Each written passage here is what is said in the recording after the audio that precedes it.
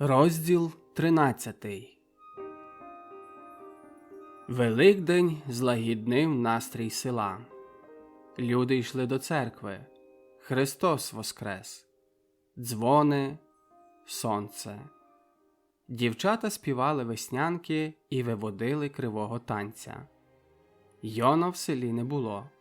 Ніхто не знає, куди він зник. Володько намагається знов обняти село. Чимсь його зацікавити. Він старанно підготовляє виступ своєї футбольної дружини. Відбулися збори, запис охочих займатися спортом, вибір капітана. Цей обов'язок взяв на себе Володько. Він весь віддається своїй дружині. Забув, що відіслав до порученого листа, що минуло стільки часу, а відповіді нема. Було, заглядав до старости проглянути пошту, а тепер дав спокій. Земля підсохла, розцвіли черешні. Одного гарного дня під вечір на Телявецькому вигоні вперше стало дві дружини копаного м'яча. Дві одинадцятки молодих хлопців.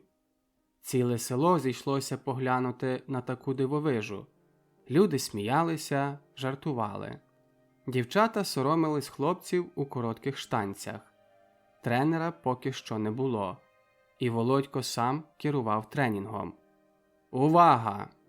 Свисток!» Дружини зарухались, м'яч застрибав. Хлопці моталися по грищі, незграбно тупцяли, вимахували руками, гукали. Ось женуть у браму м'яча. Антін завзято на місці тупцяє, розмахує руками, сопе. М'яч добіг. Антін розмахнувся ногою, але поки вдарив, м'яч вже пробіг браму і був далеко за нею. Сергій на нього кричить, лається, але наступний раз та сама штука повторюється з ним самим. Володько грає в нападі, як правий Хорвард. Розігнався, жене люто м'яча. Ось йому пре назустріч Демид. Хотів вибити з-під ніг м'яча, зо всієї сили копає сильною ногою. М'яч від цього вилітає вбік, але і Володько падає, мов підтятий на землю. З ноги рине кров. Здається, вона перебита. Поволі рухає нею і впевняється, що ще не перебита, але встати не може. «Біжи, біжи!» – кричить він лежачи. «Сергій, бий! Романе, увага! Темпо, хлопці, темпо! Браво! Браво!» М'яч полетів у протилежну браму. Володько свистить, хоче зірватися на ноги, але одразу знов падає. Чортова нога!» Лається і кричить, що має сили. «Браво, хлопці! Добре! Нова тура! Ти, Антоне, так не тупцяй! Скорше! А ти, Демиде, женеш добре, тільки делікатніше! Не куй, а то ми скоро всі, мов снопи, лежатимем!» Через 2 години засапані, залиті потом і болотом хлопці вертаються до читальні. За ними йде ціле село. Всі регочуть. Багато з грачів шкутильгає, але ніхто не звертає на це уваги. Завзято сперечаються. «Неправда!» – перечить весь червоний Антін. «Я бив добре, але моя нога трохи тяжка. Це винен воротар». «Антоне, не роби гріха!» – перечить знову Роман, що стояв на брамі. «Коли б не я, нам вліпили б 100 голів. Ти повертаєшся, як ведмідь». «А Роман хоче, щоб Антін одразу пурхав, як метелик», – перечить котрийсь. «Ну, як нога?» – питає Володька Демид. «Я не хотів так», – вибачливо додає. «Не біда, Демиде, до весілля заживе», – казав Володько і боявся поглянути на свою ногу, що зовсім над п'ятою посиніла і скаженно боліла. Спортовий клуб почав швидко розвиватися. Утворилося 3 дружини. Прометей – перша, друга і третя. Закликали з міста тренера. Став ним молодший брат Андрія Андрійовича, Михайло, що навмисно для цього вернувся з міста на село. Село ожило. Скрізь говорили про футбол. За Йона почали забувати. Його прихильники, крім декотрих найвірніших, поволі зголошувались до читальні. З тюрми вернувся Никон. Він більше не нарікав і не плакав, а почав ходити до Кремінця.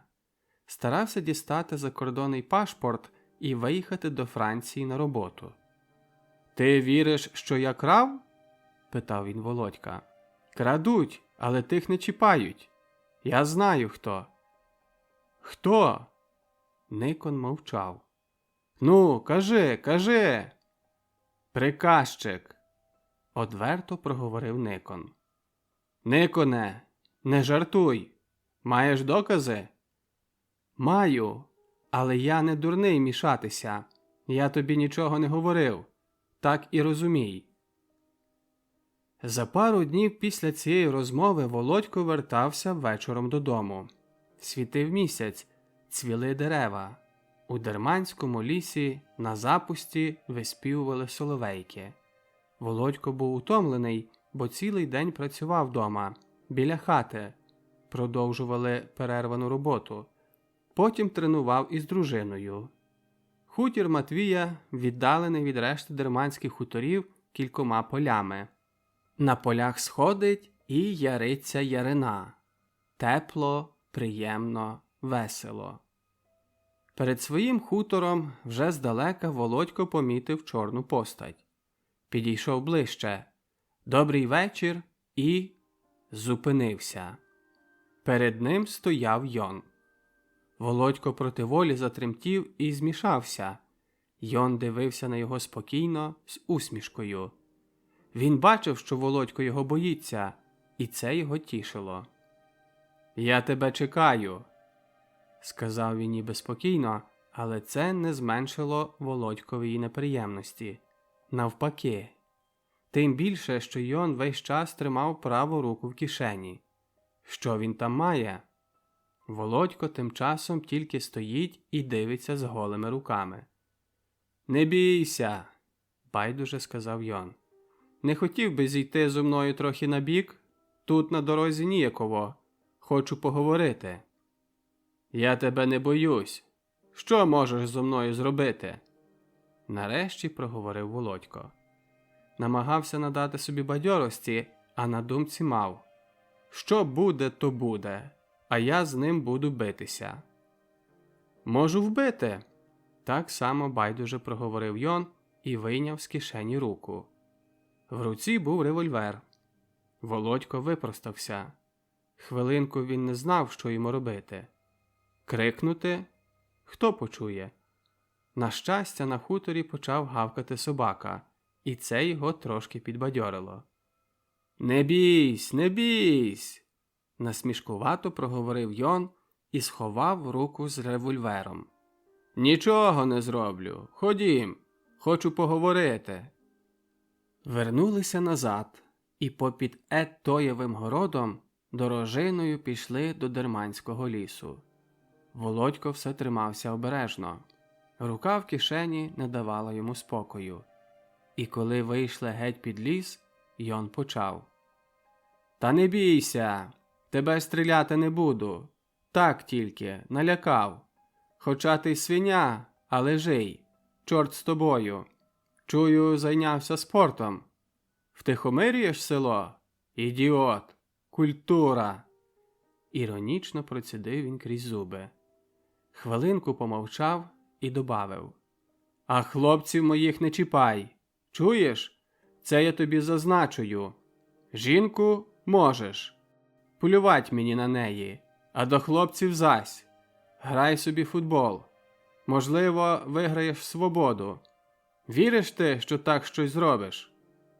«Вірю», – твердо сказав Володько. «І дурень», – не менш твердо відповів Йон. «Ще невідомо, хто з нас двох». «Ти, це ясно. Просвіта, футбол, пан Рона. Що то ідіот?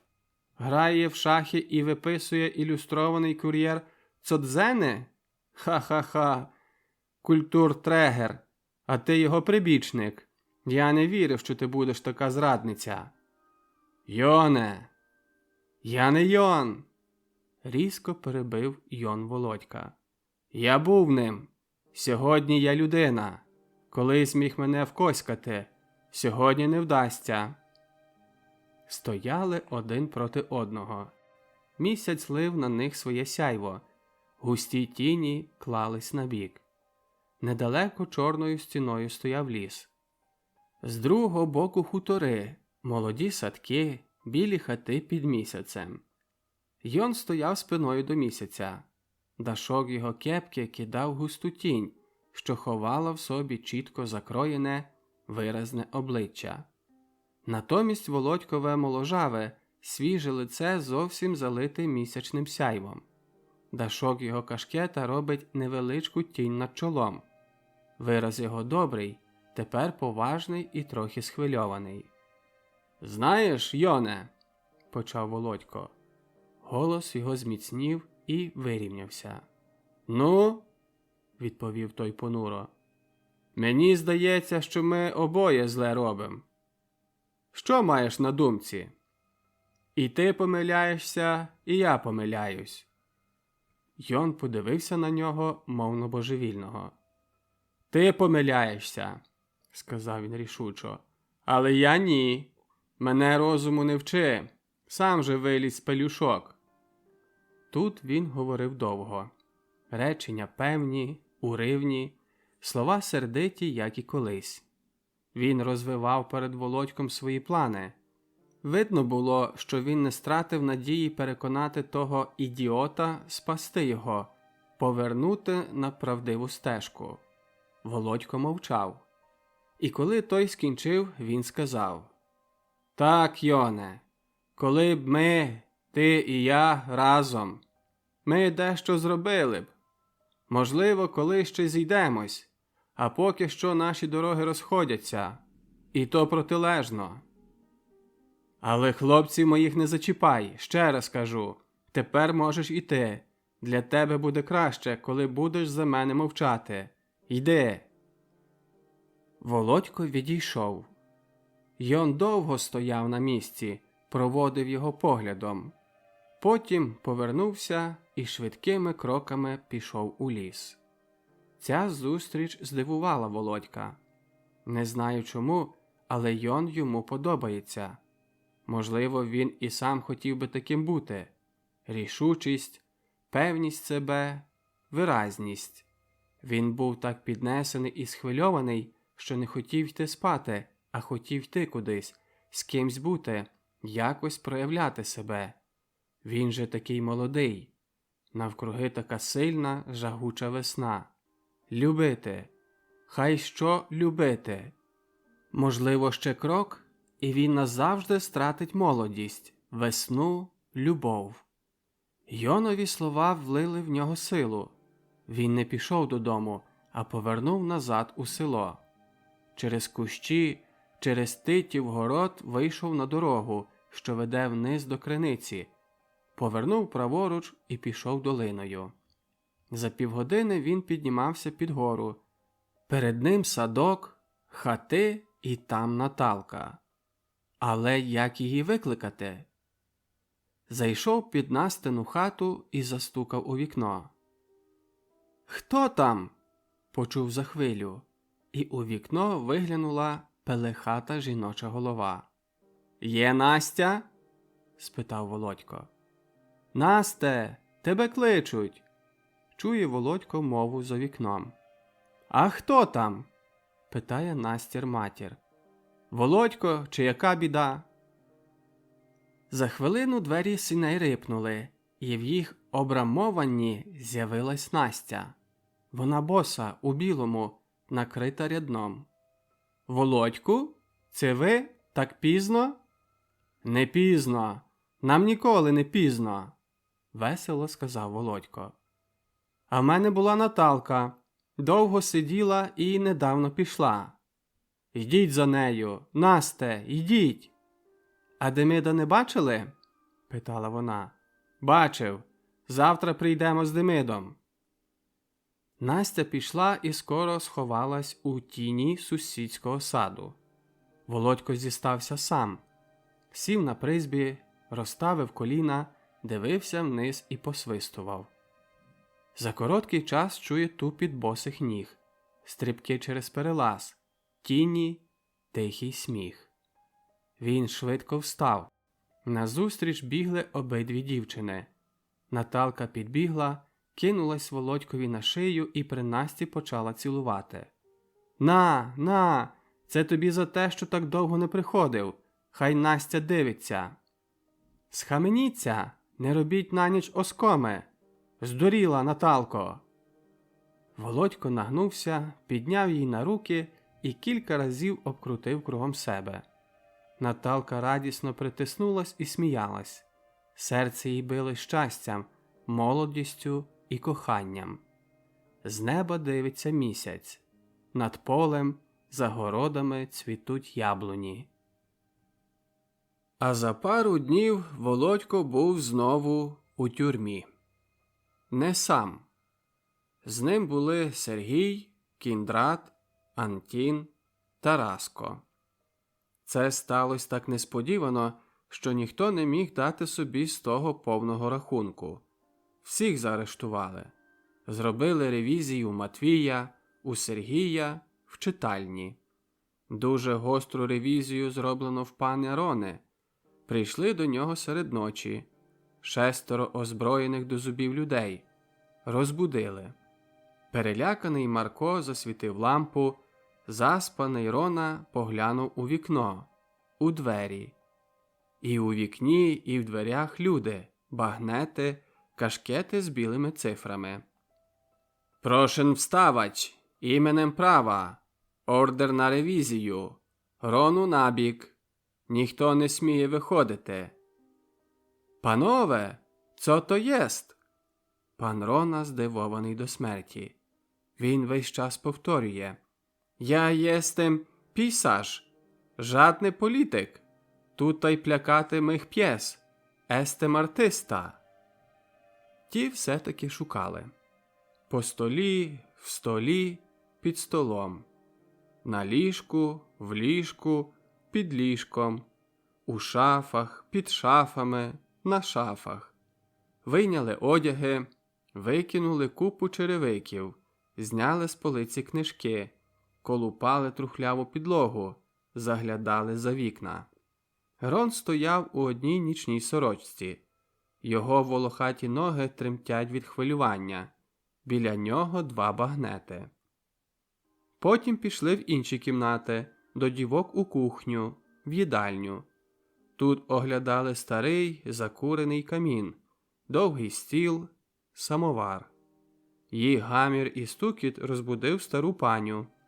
У старомодному чепці, у виступцях на босу ногу, в довгій, обшитій мережевом нічній сорочці з освічником у руках, вона відчинила із своєї спальні двері, побачила озброєних людей, крикнула і зомліла. 2 поліцаїв кинулись її піднімати. Підняли, положили на ліжко, а самі обшукали комоди, столи, старе трюмо. Їм, здається, було шкода, що тут так мало речей і нема чого розкидати, обдивлятися, забирати із собою. Жіночі старомодні спідниці, комбіне і чепці не могли їх вдовольнити, і, вернувшись до кімнати пана Рони з порожніми руками, вони уважно заявили: «Нам донесено, що маєте склад зброї». Тут настала черга зомліти самому Роні. Але він мужчина. Він вже встиг прикрити свою наготу і набратися духу. Він рішуче протестує проти такого поводження з ним органів безпеки і судовою дорогою буде шукати справедливості. Органи безпеки сказали, що він може це робити. Вибачились, взяли з собою купу невідомих їм паперів, недописані Ронові п'єси, і відійшли. Раненько пан Рона побіг у село, але вже нікого не застав. Не мав кому навіть поскаржитись. Потім найняв підводу і швидко поїхав до староства. На Лубенській рогачці в різних келіях сиділи телявецькі хлопці. Деякий час не знали за що. Їх виводили, питали: де були тоді й тоді? Що робили? Хто їх бачив? Чи не знають Йона Пацюка, Кіндрата Слив'юка? Володька брали окремо. Він мусить признатись. Так, мусить признатись. Але в чому? О, він сам знає. Де він був тієї ночі? Дома? Напевно, ні. За угорським заступом вбито жандарма. Він цього не знає? Ні? Ніяк не знає. А хто знає? Де Йон Пацюк? Не бачив його? А хто бачив? Не був з ним у спілці? Питання.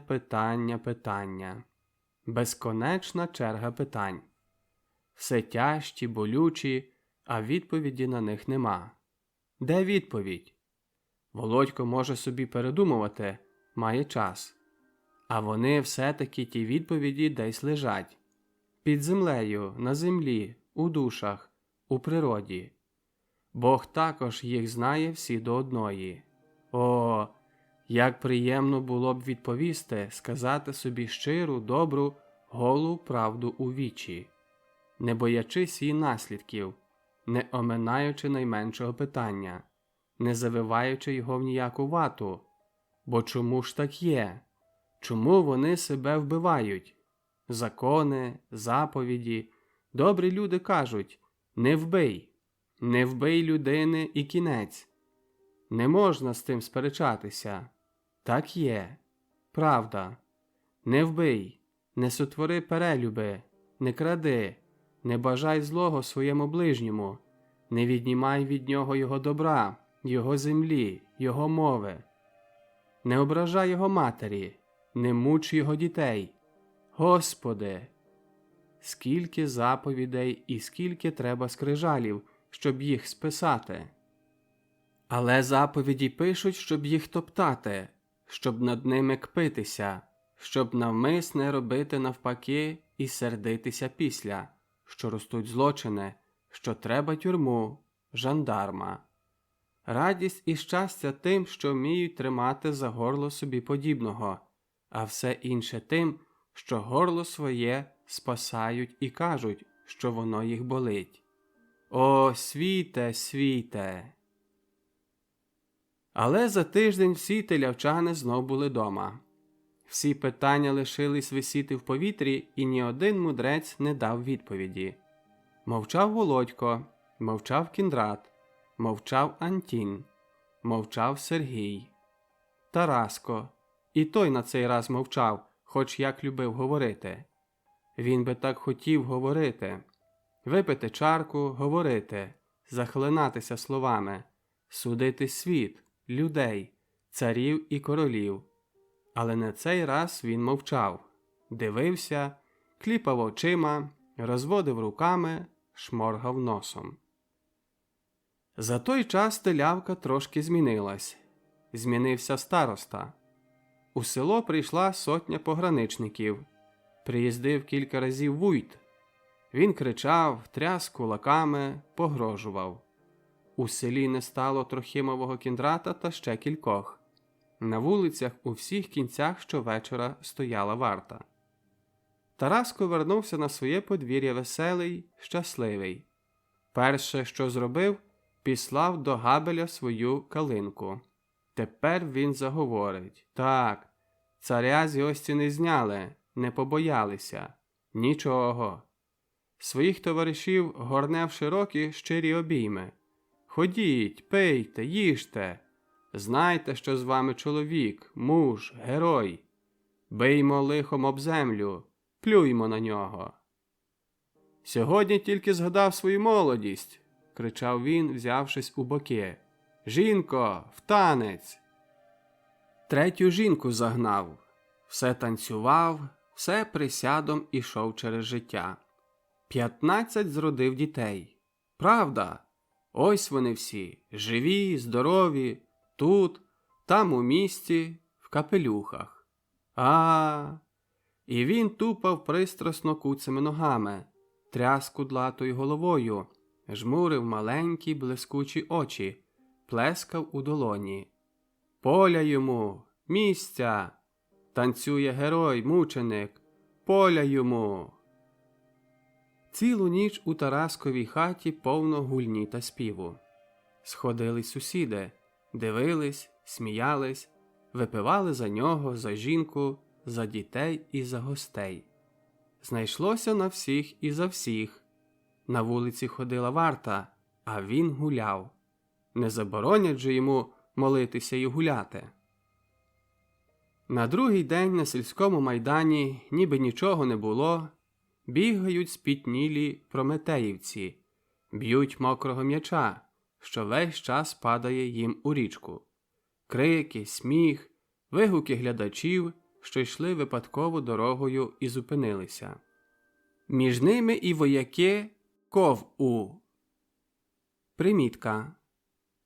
КОВ – прикордонний корпус. В своїх округлих, з чорним обводом кашкетах та широких, незграбних чоботях. Вони дивляться на гравців, сміються, вигукують. Їм казали, що то бандити, злодії, гайдамаки, але ось вони дивляться на тих веселих бандитів, що з таким завзяттям кують один другому ноги, падають, кричать, встають і, біль не біль, біжать за м'ячем. Дивляться, і їм в голову не приходить порівняння з бандитами.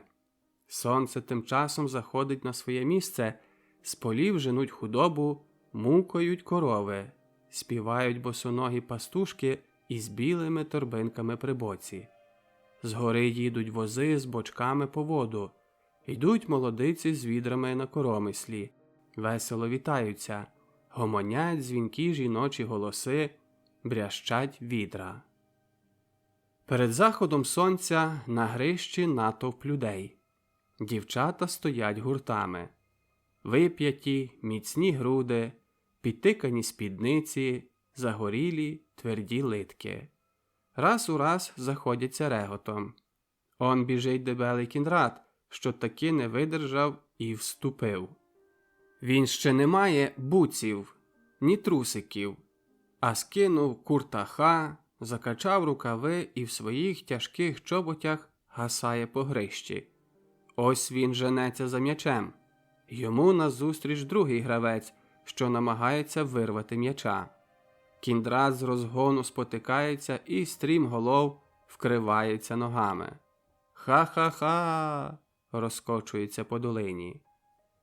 Між дівчатами також Наталка. Вона зійшла з гори, присіла на колоді, зложила руки на грудях і дивиться. Вона вже майже здорова, її великі карі очі горять, ніби агати, а на устах сміх. Свисток. Дружини зупиняють гру. Вибивають славу, і гарячі, зі зрошеним потом очами гравці збираються над річкою біля колод. Їх пружні молоді тіла виграють, їм мало того руху. Ось Юхим вийняв свою губну гармонію, обняв її обома широкими долонями, приложив до уст і заграв веселої. Хлопці беруть дівчат, і їх спідниці мають у повітрі. М'яка земля гнеться під ногами, що вибивають танець. Гарячі, червоні обличчя сміються, миготять, пашать. Володько взяв Наталку. Пішла. «Це вперше після хвороби», – сказала. Він ніс її обережно навколо. В очах пролітали постаті, барви, усмішки. Ще вчора був у тюрмі, а сьогодні ось знов свої люди – луг, річка, сади, широке небо і велика любов. Вечір швидко спадав на землю. Ясне, чисте небо вкривалось зорями. На землю впала чиста, прозора роса. Село жило. 100, 200, 300 чи скільки років стояли на тому місці купою хати і звались Телявка. Але цього, що тепер, вони не бачили. Військо, поліція, ревізія, арешти. Люди приходять, люди відходять. Матвій будує вперто хату. Василь перевозиться. Рух, рух, рух. Володько бігає і тут, і там, а одночасно уривками пише. Він купив недавно кілька десятків аркушів чистого паперу. Згортає у шиток і надписує: щоденник, хроніка. Котре число?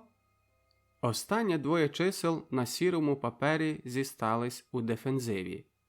Перерва. 1 травня в п'ятницю. Виривки. Бо цю землю люблю. Не можу дивитись на світ байдуже. Хай знають майбутні, що ми жили, що я жив, що мій батько жив. Предки лишили в землі кості. Я хочу лишити списаний папір. Можливо, хтось прочитає. Небезпечні місця. Всього сказати не можу, бо живемо. Знов небезпечні місця. Крапки. Ті крапки хай наводять кожного на думку. Ті порожні місця хай кажуть, що в нас є думки, що їх не можна висловити тепер. Хай відгадають їх колись. У дужках завважу, що я цілий день помагав біля хати. Вечором тренували, а ще вечором у Наталки. Я її кохаю. А за 3 дні писав. 3 травня, неділя. Пан Гліб уперше святкував Конституцію.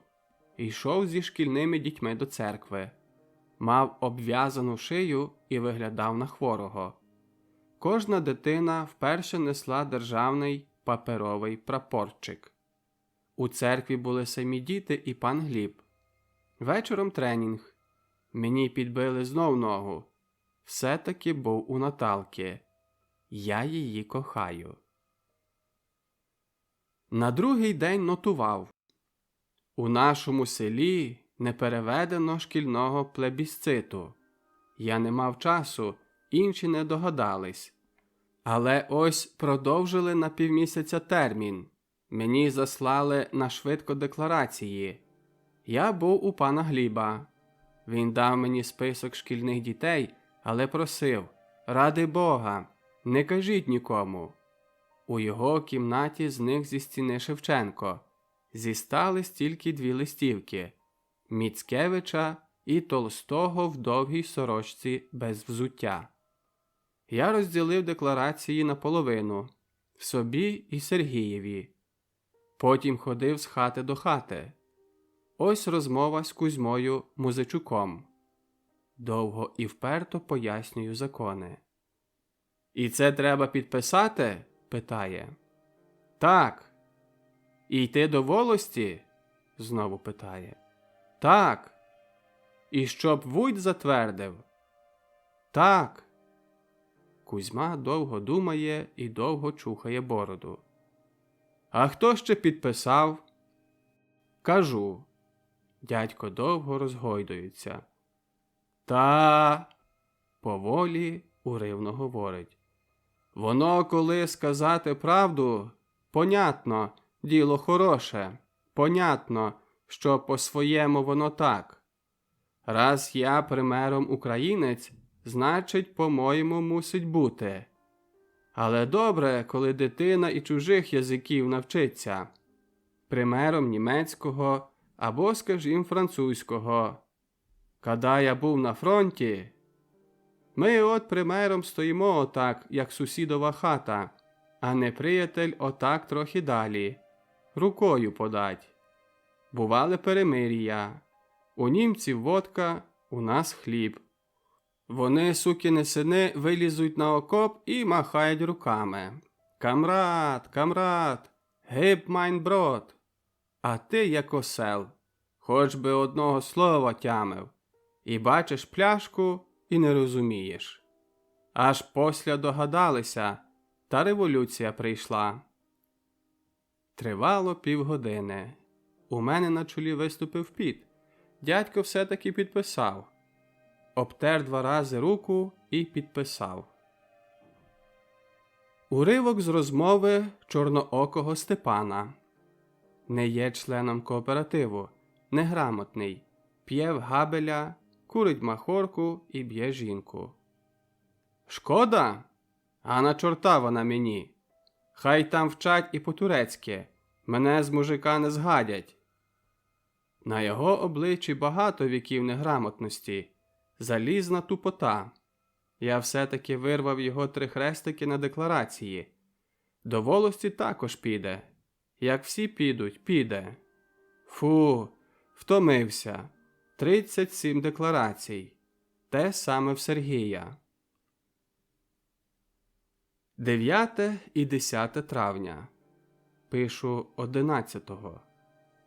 2 біди. Протокол поліції за декларації і вуйт. На останньому треба зупинитись. Приїхав у суботу. Жовта, нова бричка, гніді, з калаталами коні. Зупинився в нового старости. Цього дня падав дощ і гриміло. Я трохи мав можливість відпочити. Зайшов до Левинських і заграв з Романом партію шахів. Він мене 3 рази обіграв. Потім прибіг десятник. Задиханий. А я, каже, за вами по цілому селу ганяю. Вуйт вас кличе. Йду. Роман каже, віднеси до читальні шахи. Я взяв шахи і думаю занести по дорозі до читальні. Але читальня закрита. Йду з шахами перед світлі вуйтові очі. У старости велика нова хата. Кухня, кімната. У кухні смажиться ковбаса. Входжу до кімнати. Повно народу. За столом його величність вуйт. Направо і наліво дядьки. На столі білі і гніді пляшки. Вуйт червоний, мов місяць під мороз. Побачив мене, встав, насупив брови. Володимир Довбенко? Суворо. Пустіть. Дядьки дали йому дорогу. Вийшов, заложив руки за спину, похилився допереду. То це ти? А очі жмуряться і губи кривляться. Я, сказав я і відступив. Бандите! Хрипливо, п'яно вереснув. Перейшов на московську мову. Як з'являєшся? Вирвав від мене шахи і вдарив ними в землю. Це тривало. Я не знав, що робити. Дядьки дивилися п'яними очима, мовчали, посміхались, поважніли, знов посміхались. Вони видавались мені ідіотами. Я тут сам. Навкруги п'яні ідіоти. Я рванувся наперед, але мене схопили за руки. Я, мабуть, увесь палав, бо чув, що уста мої швидко висихають і очі горять. Вуйт мене арештував. 2 наші десятники посадили мене на лаві біля мисника. Вуйт ходив по хаті, кричав, тупав. Йому дослівно бризкала слина. Я сидів на лаві і з-під лоба дивився. Груди мої швидко піднімалися. Я задихався від люті і образи. Потім Вуйт роздумав. Пустіть його! Тут для нього повістка. На! Маєш заплатити 30 злотих. Дав мені наказ платничий із суду за золото. Для цього він мене викликав, але забувся. Мене пустили. Ідіоти, що дивились на мене, зітхнули вільніше. Вони були перелякані і здивовані. Я вийшов до кухні і випадково поглянув на стіл. Там стояла тарілка ковбаси і трохи далі лежала свіжа пошта. По звичці сягнув по неї. О! Далі писати тяжко. Там був журнал, до якого перед місяцями я вислав листа. Розгорнув.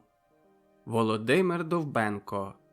Це написано друкованими літерами в 2 місцях товстим чорним шрифтом. Журнал мені не належить. Він належить нашому молодому священикові, але я забрав його і стрімголов побіг. Мені хотілося скорше зникнути. Трохи далі від вуйта, від ідіотів, десь заховатися і... Признаюсь, на очах моїх тремтіли справжні сльози. Хай мене Бог скарає, коли кажу неправду. Я вже не пам'ятаю, коли плакав, але тепер не видержав. Потім я перегортав журнал. Стара зі світової війни картина. Німці вперше пускають трійливі гази, а під нею стаття.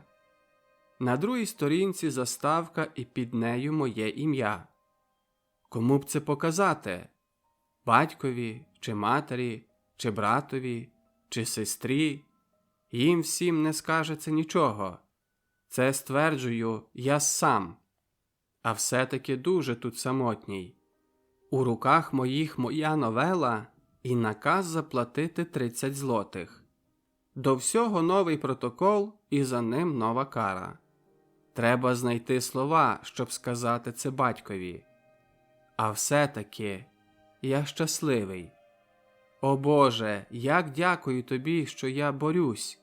Я побіг через сад до копанки стежкою, перестрибнув 2 рази, туди і назад, через зарослу травою борозну, схватив галузку яблуні і кілька разів поцілував.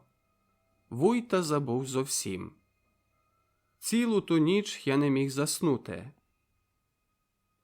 День другий. 10-го. Дуже гарний сонячний ранок і дуже погані події. Вуйт зібрав сход. Йому прийшла в голову фантазія закрити наш кооператив і читальню. Для того змушував людей підписувати приговор, що вони не бажають мати в селі такої установи. Пан Рона звернув йому увагу, що це не залежить від підписів, а від суду. Був сердитий, але підписи все-таки збирав. З цієї хмари не буде дощу. Я був під враженням своєї новели. Показав у читальні Роні. Він мені гратулював. Потім сказав, що хоче мати авторський примірник. Пригадав, що і я не дістав такого примірника. Але завтра йду до Кремінця і куплю. І 11-го. Прийшов тільки що з Кремінця. Швидко занотовую події.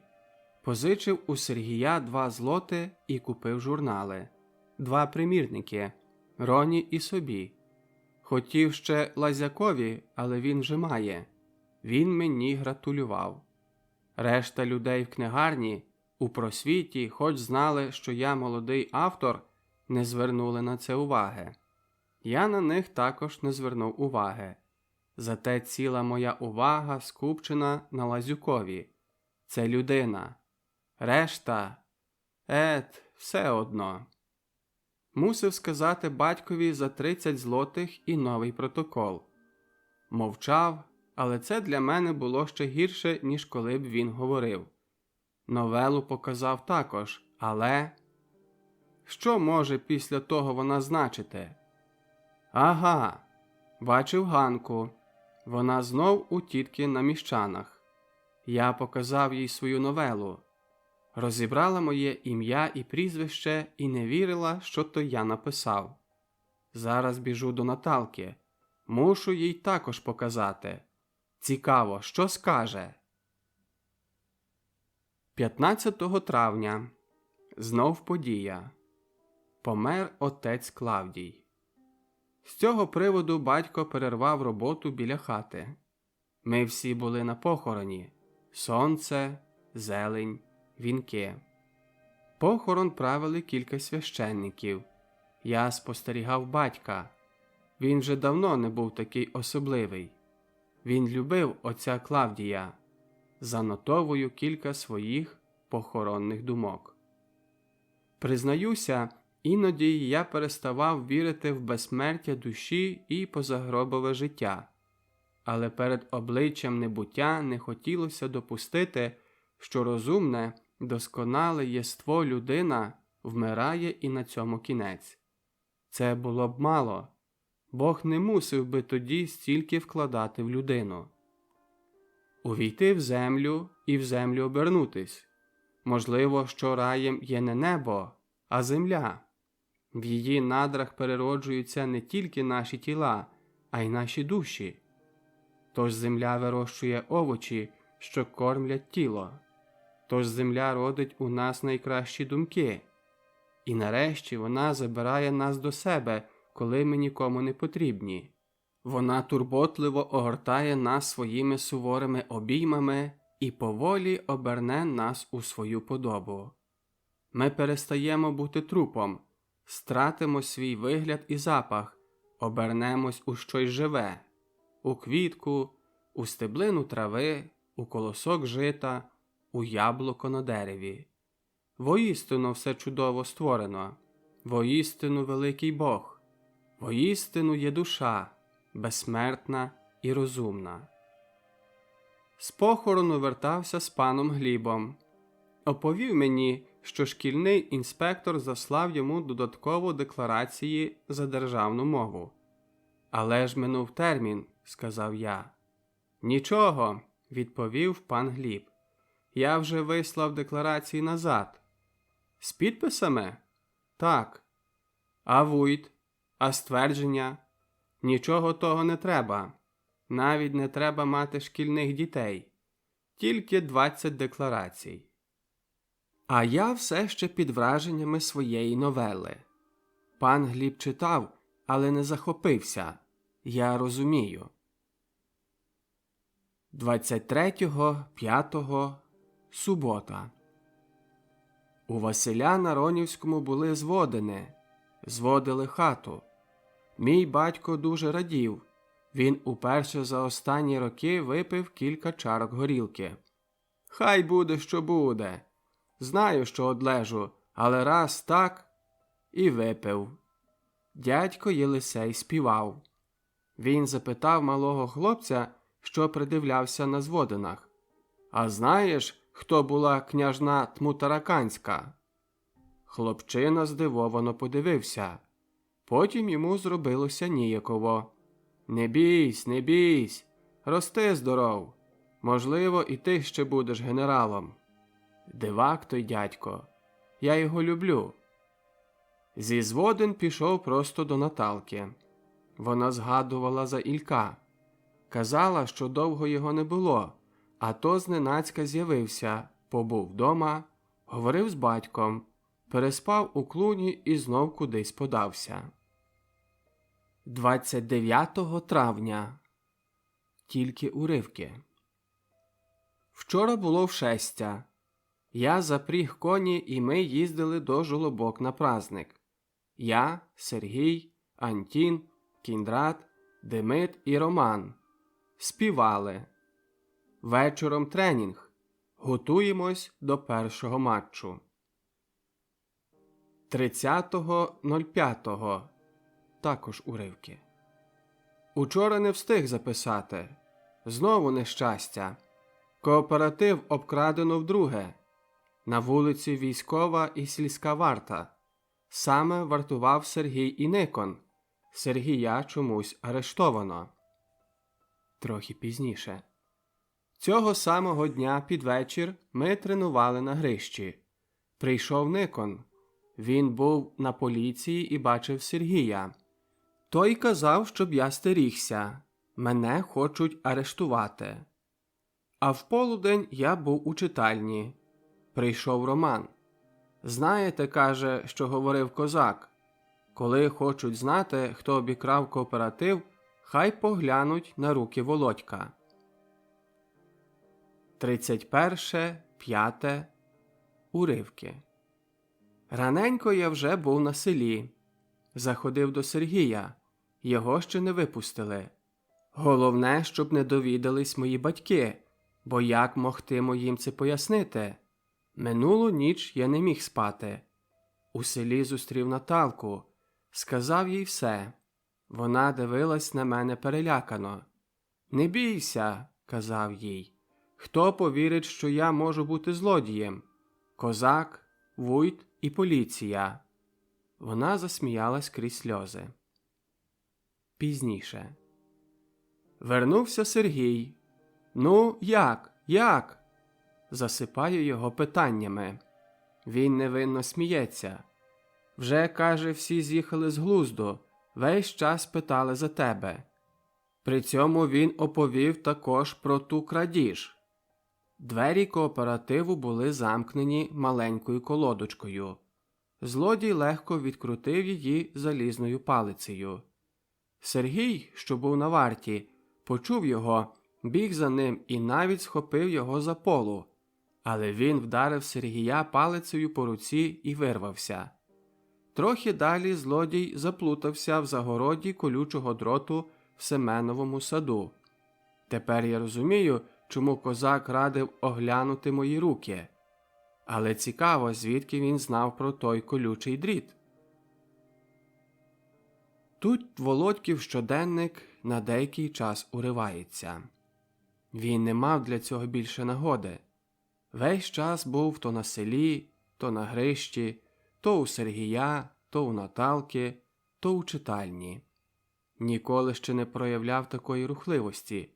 Прибігав до читальні. Подивився, посидів, перегорнув швидко часопис, зривався і біг далі.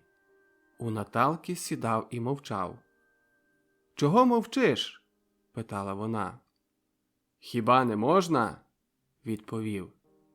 «Але ж не так, ти...» Вона не знала, як це висловити.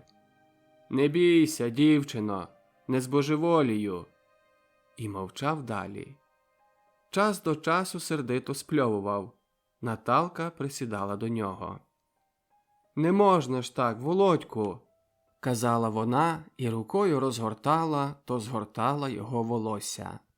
Він поволі звертав на неї погляд і вперто дивився до її очей. Вона не ухилялася, а навпаки. Її погляд все глибше і глибше вникав до його очей. Він протягав руку, обіймав її, а потім казав: «Слухай, а що ти будеш робити, коли мене тут не буде?» Погляд їй швидко відривався від нього і опадав. Дивилась у землю. Потім знизувала плечима і коротко казала: «Не знаю». «Хм», – казав він сам до себе. «От так». Швидко встав. «Іду, Наталко». «Йдеш? Куди?» Вона не встала, тільки швидко підняла голову. Руки заціплені в пелені. «Йду. Сьогодні мене арештують. Так, і то за крадіж». Вона поволі піднялася, підійшла до нього. Груди її торкаються його грудей. Руками взяла його руки вище ліктів. Дивилася до очей. «Володю, я піду. Прошу. Ти ж був тієї ночі зо мною. Буду свідчити». Він круто одвернув голову. «Не потребую свідків», – твердо сказав він. «Я? Свідків?» Брови його насупились. Уста майже злилися. Потім він обняв тісно Наталку, поцілував, вирвався з обіймів і пішов. Пішов просто додому. Вечоріло. Поки дійшов, на землю лягла ніч. Хотів їсти, але не пішов до хати. Спати ще рано і подався на садок. Ішов стежкою до копанки і між деревами почув батьків кашель. Зупинився. Чи знає він? Майнула в голові думка. Він був у церкві, бачив різних людей. «Це ти?» Чує Володько батьків голос. Він не називає імені, але син знає, що батько думає про нього. «Я!» – відповів Володько. Між батьком і сином стоїть дерево. Вони бачать тільки свої чорні постаті. Деякий час мовчки вони взаємно наближаються. Ось стоять зовсім близько. Батько бачить виразно синову постать, а син батькову. «Так», – біжать у Володька думки. «Він знає». Але син не відступив. «Не спите?» – спитав він. Не знає сам, чому спитав це, не було іншого слова. «Ні, ні, такий вечір, не спиться», – поволі, лагідно проговорив Матвій. А потім додав: «Немає сну». «А, краще йдіть, відпочиньте», – сказав Володько так само чужим голосом. «Ходжу от і згадую, лізуть на думку молоді літа». Вони обидва, ніби по змові, повернули в напрямку до Копанки. Там голосно скреготали жаби і зводився ледве помітний туман. Кущі густих верб поволі в загальних рисах виступали з туману. «Я оженився в 19, а то ще було перед женячкою. Був молодий, силу мав. Дітьми нас не пестили, але, дав Бог, виросли. Я, бувало, зводив у одній руці міг 3 пуди, на плечі міг і 10 взяти. Єлисей, той трохи слабший. Зате, коли треба звинутися або підбігти, то я вже з ним не постачив. Я був трохи тяжкий. А Запорожжя наше було тоді ще мале. Трихон ще молодий. Стратон пристав пізніше, як взяв Євгеню. І ми. 2 хати і городжені клуні, а кругом були лішники, сад. Тут Матвій себе перебив. Сад? Не такий сад, як це. От сторчало безладно кілька сливок, кілька морель, кілька дичок грушок і пара ніби кращих яблунь-папірівок. Але гарно було. Весна, бувало, прийде так того квіту. Я щось тепер і не помічаю такого. А що було птаства? Бувало, ранками такий гамір, що з вух лящить. Соловії ото з граями літали. Не знаю, де вже те й поділось. А отам, знаєш, у рові біля Копанок, там же було багно, і річка звідти витікала. Ми вже після. Я та Єлисей почали його гатити, а річка на наших очах висохла. Далі за нашим почали люди з-за рову копани копати на коноплі, дістали джерельну воду, і знов стала річка. Але маленька, струмочок, і тепер він є. Отак було. Наш хутор на горі, як замок, а навколо долини. Хто його Запорожем назвав, невідомо. Ми, я та Єлисей, не раз, бувало, морочим над цим голову. Бо де ж таке Запороже, Запороже, а що то таке, ніхто не знає. Навіть ми, ніби запорожці. Та й почав я докопуватись. У монастирі був дуже старий чернець Зосима. Він знав багато. Тут Матвій трусив головою, ніби хотів підкреслити знання Зосими. Книги різні читав, старі книги, знав і перекази. Людей дуже старих пам'ятав і розпитував їх, і все списував. Такий був старий, не бачив добре. Наложить грубі окуляри, возьме в руки гусяче перо і пише. Двері його кельї не замикалися.